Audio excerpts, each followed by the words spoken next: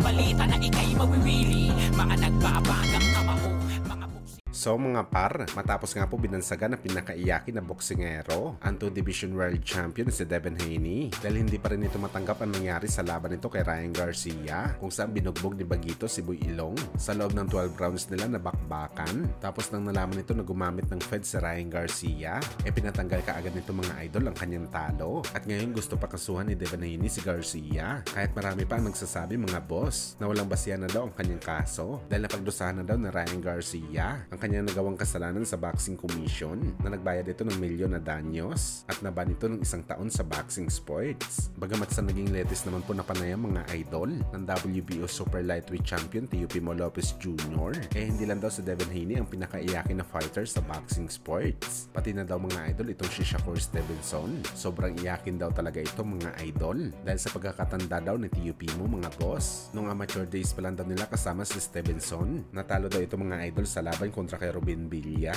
at sa sobrang iyakin daw ni Shakur mga idol, hindi talaga nito natanggap ang kanyang pagkatalo sa laban. Umakyat daw ito sa rooftop ng isang building at balak daw sana tumalon para magpakamatay. Kaya para kay Teofimo daw mga idol, ayaw talaga nito makalaban si Stevenson. Ayaw niya ito makalaban, hindi dahil takot siya matalo dito. Talagang ayaw nito palagan si Shakur dahil alam daw ni Teofimo na kayang-kaya niya ito talunin sa bakbakan. Pero baka ulitin daw ni Shakur ang kanyang ginawa dati.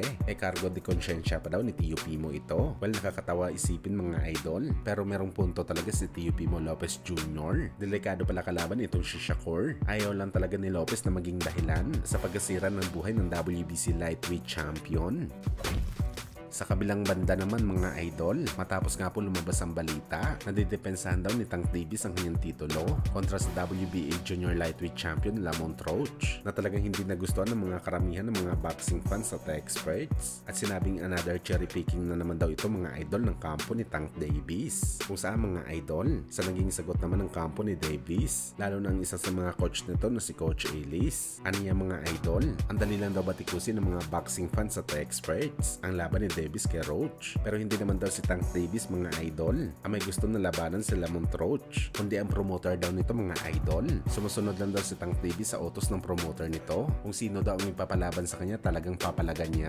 Nagkataon lang daw talaga mga idol na si Lamont Roach ang pinili ng promoter, kaya walang choice si Tank Davis kundi lumaban. Bagamat ang buwelta naman ng mga fans mga idol, ang lakas daw ng loob ni Tank Davis. Nasabihin na siya daw ngayon ang mukha ng boxing sports, pero hindi pala ito ang nagdidesisyon sa kanyang gustong laban. Wala daw face of boxing mga idol na umaasa sa gusto ng promoter, o baka si Davis daw talaga ang pumili kay Lamont Roach at alibay na lang talaga nila ang promoter na may gusto. Well, para sa atin mga idol, marami talagang nag-e-expect na magle-level up ng kalaban itong si Tank Davis dahil nga 30 anyos na ito mga idol. At kung titingnan natin ang kanyang resume, si Ryan Garcia pala ang kanyang tinalo na mabagsik sa bakbakan, pero merong kondisyones pa. Malayong malayo ito mga idol kung ikukumpara natin kay Manny Pacquiao sa parehong edad ni Davis Boy. Ang 30 anyos na Pacman mga idol, road to 8 division champion na, at 27 anyos pa lang si Pacman. Kinikilala na ito ng isang legend ng boxing. Dito talaga natin makikita mga boss na ibang level talaga ang boxing superstar noon kaysa sa panahon ngayon ni Tank Davis.